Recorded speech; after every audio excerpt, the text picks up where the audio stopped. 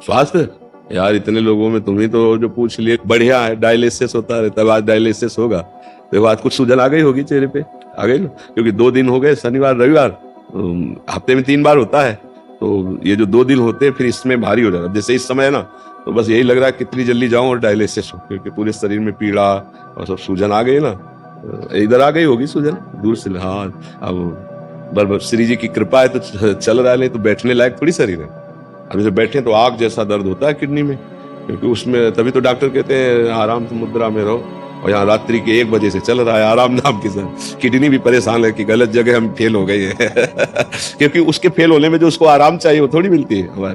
जब तक श्वास है और हिम्मत है तब तक कदम आगे बढ़ते रहेंगे। हाँ, जब ऐसा ही हो जाए कि हिम्मत ही नहीं रही तो बात अलग है। तो बड़ी कृपा है ए छोटे भगत, बड़ी कृपा है श्री जी की। लाओ एक माला इसे पहला। हाँ भाई, इतना छोटा हो कि स्वास्थ्य के विषय में पूछ रहा है। पिछले 1-1.5 साल से हमारे 84 राधा नाम जप करता है। 84 मतलब 8400। अच्छा, बहुत सुंदर, बहुत सुंदर। यही चल के हमारे राष्ट्र सेवक बनते हैं जाकर। देखो, संत भी राष्ट्र सेवक है। अगर सच्चाई से कोई साधुता में चलता है ना तो लाखों का कल्याण कर देता है। तो राष्ट्र सेवा बन गई कि नहीं बन गई? हाँ, अगर राष्ट्र सेवा ना हुई, अपना केवल कल्याण हो गया तो हम उसे खास बात नहीं समझते। अपना तो सब पेट भर रहे हैं, चाहे मोक्ष का हो चाहे कल्याण का हो, अपने लिए तो सब। लेकिन अपना पेट भर के जो औरों का पेट भरते हैं, विशेष कमाई उनकी मानी जाती है। ऐसे साधुता में है, अपना कल्याण करके और फिर जगत कल्याण करते हैं। तो धन्य है वो संत जन जिनके द्वारा जगत का मंगल होता है, जगत का कल्याण। तो जैसे बच्चा है, अब हम लोगों में साधुता कैसे आई? बचपन से संत जन आते थे तो माता पिता इनके चरण धो, चरणामृत पियो। अब उनको भोजन परोस आ रहे, उनकी जूठन मिल रही, वो सत्संग सुना रहे, नाम कीर्तन करवा रहे, और संस्कार ऐसे बने कि बचपन से भाग पड़े भगवान के मार्ग में। अगर संस्कार गलत दिए जाते तो गलत संस्कार आ जाते। एक बार एक सुल्ताना डाकू का नाटक देखा था गांव में।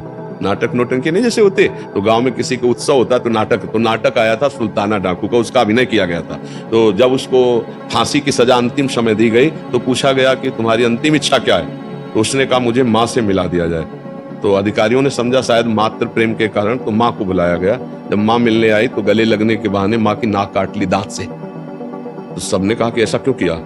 तो बोले मेरी फांसी लगने का कारण मेरी माँ है। एक बार जब मैं स्कूल से पेंसिल चुरा के लाया तो माँ ने कहा बहुत अच्छा बेटा, लिखने के काम में आएगी।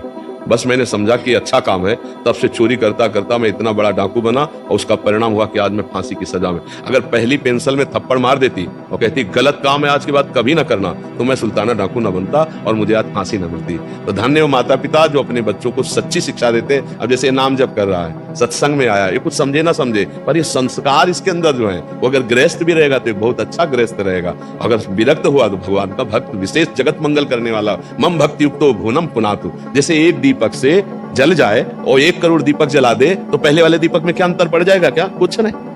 ऐसे ये जो भगवत प्राप्त भक्त है, लाखों को भगवत प्राप्ति करा दे तो उसमें कोई फर्क थोड़ी पड़ जाता है, कोई कमी थोड़ी हो जाती है। पर पहले अपना दीपक जलना चाहिए, बुझे से दीपक थोड़ी जलता है। तो पहले स्वयं सिद्ध भगवत प्राप्ति, स्वयं भगवत आनंद की, तब उसकी वाणी से लाखों को भगवत आनंद की प्राप्ति हो जाती है। और ये भजन से होता है, ये निष्कामता से होता है, ये बुरे आचरणों के त्याग से होता है। भेष चाहे जैसा हो, आचरण बुरे हैं तो कुछ लाभ नहीं, और भेष चाहे जैसा हो, आचरण अच्छे हैं तो वो महात्मा है, वो संत है। भले वो पैंट शर्ट में हो सकता है, वो धोती कुर्ता में भी हो सकता है।